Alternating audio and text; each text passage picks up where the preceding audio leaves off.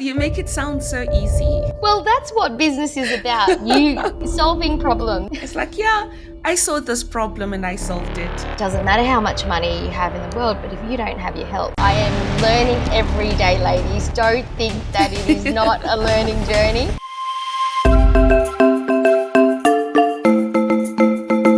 There are many stories out there of strength, resilience and courage, and we're on a mission to bring them all to you. Welcome to Empowered Voices Amplified, a podcast brought to you by Skilled Migrant Professionals magazine. Our guest today is Alexis Matthews-Frederick, currently running 4 of her own companies in the diverse fields of retail, health, nutrition, education, and finance. And we're going to find what all these have in common in a little while. She's also involved in supporting her local community as the Vice President of the Logan Chamber of Commerce and as member of Regional Development Australia, representing Logan and Redlands. Alexis has a Bachelor of Arts majoring in psychology and sociology, specializing in organizational psychology. Her 20 years plus experience in the corporate arena includes managing human resources and training and development in heavy industries such as Volvo and Century Years Battery, and in construction with the Gateway Bridge Upgrade project, which I'm very familiar with at the moment because of my long drives to Logan and 8 Mile Plains. Alexis has a strong intention to improve educational outcomes with the education and training venture called TAP, to activate potential, and sits on the Logan Education Roundtable, representing the growing homeschool community in Logan. Welcome to the show, Alexis. What a bio. Thank you, Wow. ladies. Thanks for having me. This is very exciting. It's We're my first excited to have podcast, you. so I'm very excited. Oh, wonderful. Well, thanks for taking the time to have a chat with us. We first met you a few weeks ago now at Logan. We were introduced by our lovely friend Liz Irvine, who is such a Logan advocate. She said to us, you have to come, and she took us to lots of places and we met some fabulous people, including you. And as soon as we did, we just clicked and went, we've got to have this lady on our show and find out a little bit more about you. So thanks for coming. It's a thrill to have you. I'll dive into the first question. So, Alexis, you arrived in Australia as a refugee at the age of 2 from Vietnam. Do you remember anything from that time? I do have vague recollections. It's a combination of stories that my families have retold over time, and like little bits of memory of sort of leaving households and locations or living in particular places. So if I just go through the story or what I've been told. So my parents and my father in particular left Vietnam with a handful of family members in the dead of night. So it was after the Vietnam War. We arrived in Australia in 1981. At the time, the Vietnam War had just ended and they were going through a lot of turmoil there. My parents saw that there was no opportunity. Not only that, my father was a part of the South Vietnam military, and he was a part of the special forces. So he would train reconnaissance and that sort of thing. So in his role, it would have been seen as quite detrimental to stay. So there was no choice but to leave. How they left was quite sad. My dad and my mother, because my dad was fairly high up in the military, he organised the escape. So you sort of, those images you see of people leaving countries in a refugee wooden boat. That's how we escaped. There was 3 children on the boat, myself and 2 other cousins, all under the age of 2, and it was quite scary. My parents couldn't tell their parents. So what ended up happening was they left quite a sad letter with a neighbour and left directions and left the neighbour that when they left and to hand that letter over to my grandparents in the morning. And you can just imagine what that content of that letter actually meant. And when they left, they were on the boat and they traveled basically from Vietnam to the Philippines, because that was the closest point of call. And there was no technology at the time. You just had to navigate through stars and a compass and that sort of thing. While we were on the boat, I think we reached about 7 days, and it was estimated around that time. However, they ran out of food. So it was very scary for my parents at the time. I don't recall those memories, but when they retell the story, it's very heart-wrenching for me to know that my parents and our family members had to go through that, because you see the news articles and with the images, but then to know that you've come from that is also a point of celebration because I've survived it, but sadness that people actually have to go through that process. So on the 7th day, it was pretty much despair. They didn't know what to do. My parents were looking at, turning around, which meant going to jail or potentially not surviving. And then on the horizon, an American Navy ship appeared like a miracle. And as a part of, my parents tell me that, when a Navy ship sees someone under distress, they have to come and see what's going on. So when they came and they said, you know what, you guys are only 24 hours from the port, we'll give you some food. So they filled the boat with food, and then after that took them into the port in the Philippines, because the Philippines and the American Navy actually have quite a strong connection. So we were there for approximately a year, where my brother was born. So from there they offered to come and stay, locations around the world. So Australia being one of them, my father said, you know what, we never thought to go Australia. They thought they were going to the States. So he then chose to go to Australia, and the rest is history, essentially. We ended up arriving in Wacol, Brisbane, which is now the Arthur Gorrie Centre. So that's what I remember. And there was bits and pieces around remembering living in this little kind of wooden sort of building, and it was like a 1 bedroom, and just feeling so different, not, I think there was more fear about being in such a different location. And I remember my parents sort of saying, don't leave the house, don't do anything. So there was a lot of anxiety around being in a different country and not being able to speak the language in a completely different culture. So that's what I kind of remember at that age. I look on it now as a learning opportunity versus something sad to review or think about.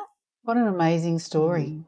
That is history unfolding, isn't it? And what a testament to survival for your parents and all of your family. It's just incredible. Thank Thank you you. for sharing that. It was beautiful. Wow. I'll I just know. give myself a moment. So you moved straight to Brisbane after the big move, and then you started your Australian life. How was it growing up in a Vietnamese household and living in Australia? Well, for me, it was my normal. So I didn't understand that there was any real difference. So I guess it was normal. However, growing up, you tend to compare yourself to others. So when I traded notes with my friends that were of Australian descent or Caucasian Anglo-Saxon families, and I went, wow, that's not right. We come from such a strict background and a very strong academic focus and push, like most ethnic families, I would say. And so the concept of working hard, being grateful for where you are, making sure that you do something with the life that your parents have given you, opportunity wise wasn't taken for granted. So from there, that's where, my education and drive to support community came about. So my normal, but I think every ethnic migrant family goes through, and a child goes through that thing, and then you come out of the other side going, you know what? I'm really grateful that my parents were that strict and they were doing it. Just gave me a level of awareness and a drive to do what I needed to do to be where I am today. So how do you see the future of cultural diversity in Australia, and what role do you see for yourself in it? How about I answer the last point first? For me, it's about leading by example, making cultural diversity a norm in all areas of my life would be one. So that's the big thing. And to answer the first point, my family arrived, like I said, in 1981. And at the time, it was about assimilation. So it was about, trying to amalgamate into what we thought, or the Australian culture was at the time. I don't think we really defined it properly. I say we because now I consider myself an Australian. So, but for my parents, and we joke about it now, was about meat and 3 veg. Like there was no, at the time, like it was quite, they wanted you to fit into that culture, and rice wasn't a normal thing. And basically that, like now looking back, the biggest thing for us was that whole making sure we fit in. Whereas now I see that it's about diversity and, linking back to the food situation. Like my parents, when they came to Australia, there was very rare that you could get rice. Like, so they were, potatoes was a common thing. But now, like, there is so many different, you go to the store and there's 20 different varieties of rice. And most Australian households, or most households, doesn't matter if they're Australian, are eating rice at least twice a week. And I'm being very generous on that, and so I think it's phenomenal where we've changed as of 40 years on. It's not about assimilating, it's about celebrating the fact that we've got cultural diversity. And so for me, I feel like an example here would be, I go to Inala to visit family. So are you ladies familiar with Inala? Yes. So Inala is predominantly Vietnamese and Aboriginal sort of backgrounds. That's culturally what's there, and it has been for a very long time. However, there's a halal butcher there now, and there's an Ethiopian restaurant right in the middle of Inala. And I'm like, this is amazing. And so the diversity of cuisines and what's happening in that multicultural space around food says it all. I feel like my kids say it as well. Food will bring us together, Mum. Yes. And I totally agree with it. What we have in common will kind of bring us together for a better future. And even if it's around food, I just think it's the one thing that we all can celebrate.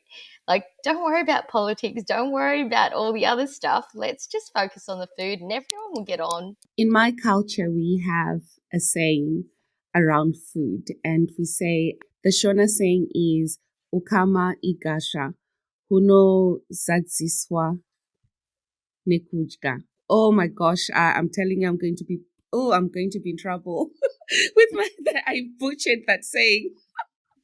Don't worry, I won't tell Mum. I butchered the saying, but it's generally people, relationships, and everything else is built around food. So if you've got an argument, sit down on a table for a meal and talk about it. Everything. There's nothing under the sun that cannot be resolved over a meal. So 100%. I'm all for it. Ditto. And you've noticed it just in the 40 years, Alexis, how things have changed, and it's now defines Australia. whereas 40 years before that, when we came along, we emigrated in 71 from the UK, and Australia was trying to be another England, of course, and that's why they had the White Australia policy, and we're happy for my family to come over at the time. I'm so glad that everything's more diversified now, but you couldn't get a Chinese meal. You couldn't get any other sort of Asian food. It was, for starters, it was all lumped in together. It was just Asian food, chop suey or whatever. Yes. But Shandies back now, in the day.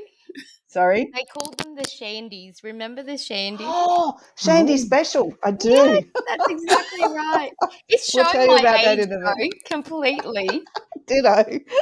Don't worry, Em. But I'll fill you in when we we'll catch up fill for you a in. meal. We'll go Yeah. out for a shandy. Yeah. I'm like, what is that? But now you can definitely, if you go to the UK, it's so different now, the food. I mean, they've got, because of the European Union, they've got a lot more European influence over there than they did originally. And we've got much more Southeast Asian influence and just multicultural generally, really, because of where we are in the world. So it's defining who we are as a nation now rather than just trying to be a copycat. It's wonderful. So Yes, the bring it on, I diversity say. around food is amazing. And It the is. fact that you can go to your local supermarket and have the ability to purchase all these things, and Yes. I just think it's amazing.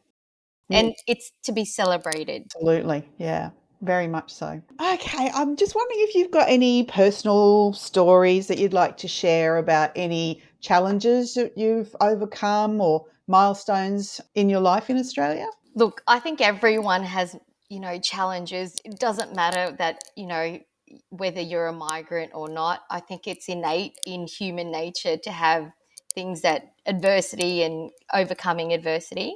But for me, it was like a bit of self-awareness.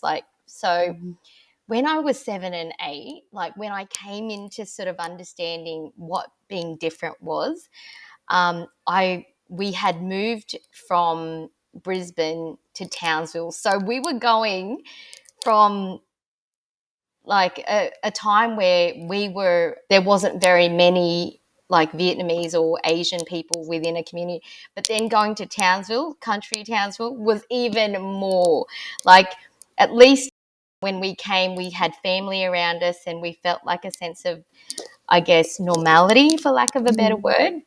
But moving to Townsville, Dad decided to go up there to start his career in welding. So my parents, I didn't mention, had both degrees. So my mother was a midwife coming to Australia, and my father was a horticulturalist working in the forestry department in Vietnam. So his background was very much a herbalist and understanding what nature could bring to health and well-being and that sort of thing. And I think that's where I get my sort of connection from as well. And my mother's connection with midwifery. But when they came to Australia, those skill sets couldn't be translated. So they then went and found work wherever they could. So, like all migrants back in the day, we were, fruit pickers and that type of thing.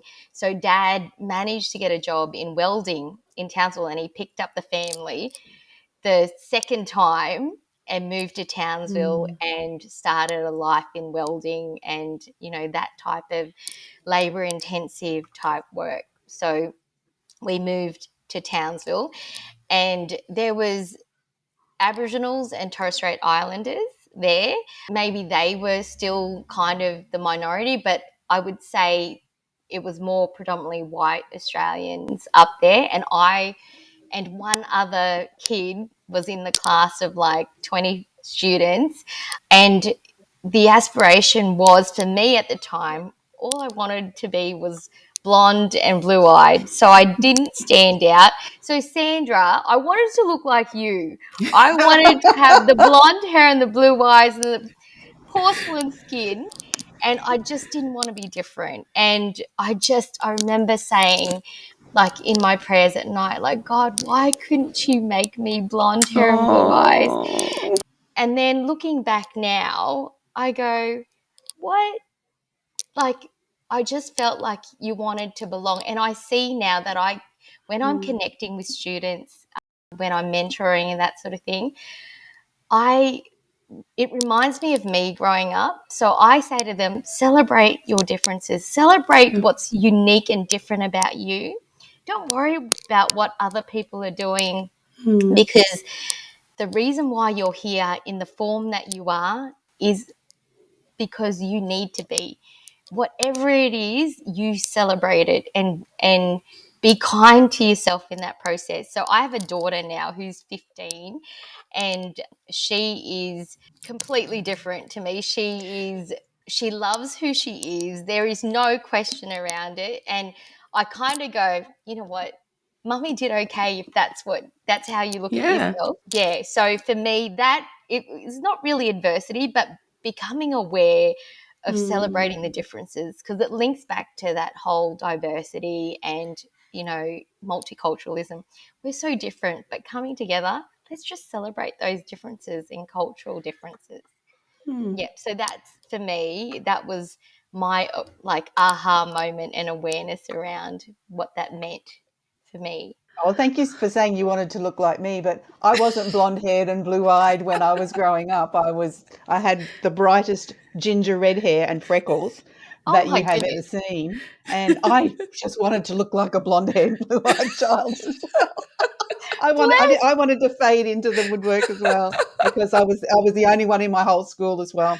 So, Oh, goodness when you talk gracious. about these See things, what I mean? Like, we all have these things that we hang on to, and we're just like, and now I just go, oh, yeah, no, I'm okay with me. yeah, I finally am. And now I don't have the red anymore. I'm going blonde with age. We might cut I that out. might become blonde one day as well. There's a few blonde bits, and we'll call them blonde and not white. Embrace it. Yes, Embrace yes. the grey. Yes, that's correct. Don't Oh fight my it. gosh. I think that there's something about fitting in. I think because when you fit in or you look like everyone else, then no one's paying attention to you, or you're not being singled out when something happens. So I can understand that. I've never fit in. So from the time I was in Zimbabwe to up to moving, and we traveled a lot. We loved traveling and we traveled a lot. So we were always the odd looking ones in a crowd. So I guess to us it became very natural and expected. And when we moved here, it was expected as well. What I didn't realize that would do was to get my daughter questioning why we were different. And at the time she had just turned 2 or almost 3, and she was questioning why her skin was different and her hair was different. And I think at that point, that's when I realized I had a duty to talk to her about, that this is her skin, and we went through an educational process where, since then she's got so much pride in who she is, and doesn't see anything. She doesn't see a disadvantage or anything. It's who I am. It's who I am. And she's got white aunties, Indian aunties, she's got a diverse range of aunties. And to her, those are her aunties. It doesn't matter what skin color they are, they're her aunties. So I think you're absolutely right, Alexis. I like what you shared about how things have changed over time, because I think they really have. And our children are growing up in a time where they're exposed to a lot of things, but they're also deciding who they want to be. And speaking of who children want to be, you currently manage 4 private companies. And like, I'm blown away by that. How did that come about, and what motivated you to pursue entrepreneurship? Well, it didn't all happen at one time, so don't think that it all happened at one time. Okay. Ladies, Thanks it's for been a clarifying that. work in the progress. So if I run through each of the organizations, you'll understand how they came about. So my first company was professional nails. So the nail salons I had when I just had graduated from uni and started in my human resource career journey, basically. And it was it was supposed to be my side hustle. So it was kind of like I would work 5 days, 9 to 6 or 8 till 6, you know, Monday to Friday. And then on the weekends, I would work at the salon and just do that to make another income. So, but the reason why I've always done that is because, as I said, my parents have always been entrepreneurial. They've had to be because they couldn't find full-time work because they never quite fit in their careers. So, you know, if you can't get hired, start your own, you know, business. I don't suggest that all the time. I'm just saying that that's what ended up happening. So while in HR, I started that. So Professional Nails is 22 years on now. So I've had that business for that amount of time. And then I had a bit of hiatus. So I had children. So I worked in HR, had children. And then during COVID, I had this epiphany. I was like, I'm going to retrain. It was very much around my daughter and her autoimmune disorder. So she had very bad eczema, and I just couldn't figure out how that happened. And we did everything, and we went to thousands of doctors, and we just, like, you would be, our medicine cabinet at the time was filled with all these creams and everything else.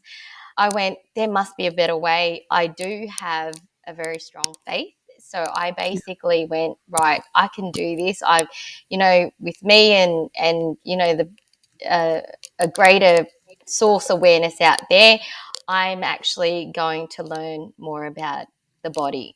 So this is where I retrained in nutrition. And then COVID kicked in and I was like, wow, this is amazing. So there was a big awareness around health anyway at the time. So I ended up helping my daughter heal her eczema and her autoimmune disorder, and learned about holistic health, nutrition, what that meant for the body. And that's how Think, Feel, Thrive came about.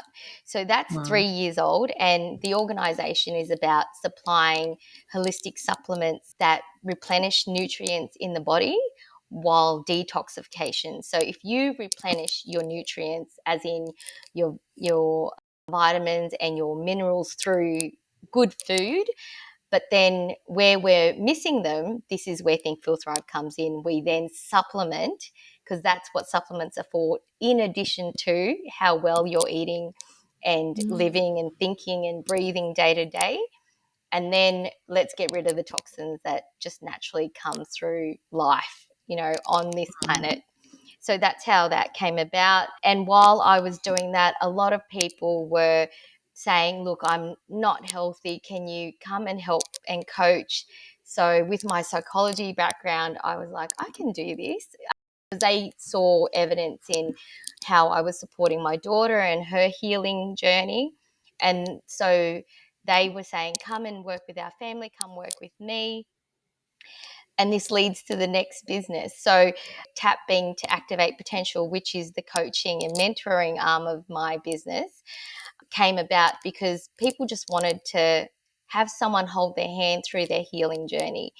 And so that then stemmed my ability to coach and then work with students and individuals around the mindset, the coaching, the mentality, because it really comes down to the way you think about yourself and your body and your mind. And we do a lot of self-talk that actually hinders our own personal health.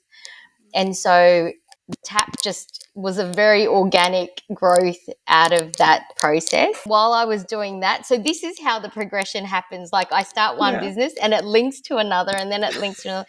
So finally, I then started My Time Accounting, which is a bookkeeping company to support these individuals and business owners, because we found that finance, budgeting, money around business, and what that looked like and the stress it brought on into the individual and families was, you know, astronomical. So we then added the element of how do you manage your finances so you're not having to stress about it on a personal level and within business? I think you guys would understand, as well as business owners, budgeting and money and finance around business is a huge minefield, and it can leak and bleed into family and everyday life. And without health, you don't really have anything. You see what happened to Steve Jobs and his situation. It doesn't matter how much money you have in the world, but if you don't have your health. So those things for me came quite organically, and that's how the 4 businesses came into fruition, and it's all interconnected and linked together. Wow. So that's my journey around business. You make it sound so easy. It's like, yeah, I saw this problem and I solved it. Well, that's what business is about, you solving problems. And so for me, that's where it came about. I am learning every day, ladies. Don't think that it is not a learning journey. There is no parking and just living the life of luxury just yet. It Yeah. will be there. But right now, like my entrepreneurial journey and working with community. So as much as the 4 businesses are something that I do, I also have my volunteer aspects and, working with community and that sort of thing. So there is a balance. Yeah. Don't worry. I do pull out time, and I do enjoy pajama day with my family. Yes. So I'm not always in a suit, and I'm not always at events. Oh, I love to hear it. You've gone through starting a business, entrepreneurship. So, what advice would you give to migrant entrepreneurs aspiring to make a meaningful impact in Australia? Whatever you choose to become or do on your entrepreneurial journey, remember there is a ton of support out there, right? So your direction and what you chose to do is beautiful because you chose it. That starts there. But remember, there is plenty of support, and that you have to ask for it or find it. And it starts with asking for support and asking for help. I think this is one of the biggest things that I've seen mentoring coaching. People kind of think that it's a lonely journey and that they need to do it by themselves. And it is a struggle. And, they just, grind and do that sort of thing. What I say is Australia is not about that. The Australian government and the support and the community is all about structuring our lives to succeed. Like I can actually say that, like traveling back to Vietnam, that's a different story. The community, third world countries, there's none of that support that they have.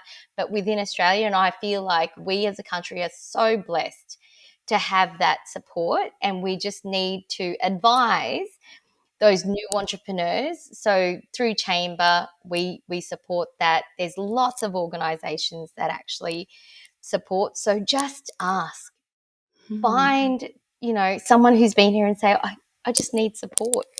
And there will be a plethora of organisations that could help you. So keep going, I guess, and get the support and ask the question. Oh, I love that. Just ask.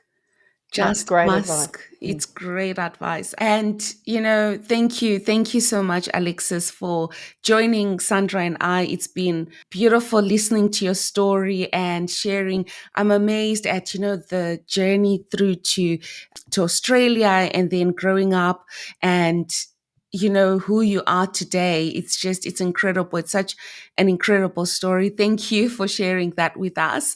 And if you've listened to Alexis' story and you've got a few thoughts you'd like to share, or her story does sound so familiar to something you faced as well, we'd love to hear from you. And if you have any questions at all, would love to hear from you as well. Alexis, if people want to connect with you, where can they find you? Just go to Think Feel Thrive and connect there, or go to the Logan Chamber website. All my details are on there. So by all means, connect. I love connecting with people. Perfect. So connect with Alexis, and we know she loves to try different types of foods. So that could be something you can connect over a meal.